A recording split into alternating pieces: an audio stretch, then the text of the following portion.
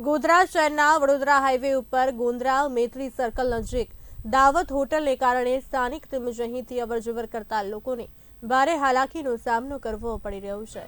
કારણ કે હોટલમાં બનાવવામાં આવતી અનેક વસ્તુમાં વાપરવામાં આવતા મસાલાના કરવામાં આવતા વઘારને લઈને તથા ધુમાડાથી રોડ ઉપરથી પસાર થતા અનેક વાહનોના નાના મોટા અકસ્માતો સર્જાય છે। હોટલનું પાર્કિંગ ન હોવાથી રોડ ઉપર જ વાહનો પાર્ક કરવામાં આવતા આ રસ્તાઓ પર ટ્રાફિક સમસ્યા સર્જાઈ રહી છે। હોટલની બહાર ગંદકીને લઈને ઉંદરોના ત્રાસને કારણે અહીંના સ્થાનિક રહીશો હેરાન પરેશાન છે। અહીંના હોટલના સંચાલક અને માલિક દ્વારા કાયદાના ધારાધોરણો અને નીતિ નિયમોને નેવે મૂકીને મોડી રાત્રિ સુધી હોટલ ચલાવવામાં આવે છે।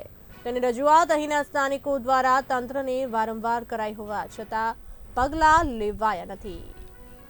આખી રાત સુવાતું નહીં, રાતે બહુ અવાજ આવે છે, ડેગોનો બાટલોનો બધાનો અવાજ આવે છે। અમારે કે નાનો નાનો છોકરો હોય ઉપર પકાવે છે ખાવાનું ને અમારે રાતે સુવાતું જ નહીં, બે બે ત્રણ વાગ્યા સુધી આખી રાત અમારે જાગવાનું। આમને આમાં મને કેટલું સતાવે છે હોટલ વાળા।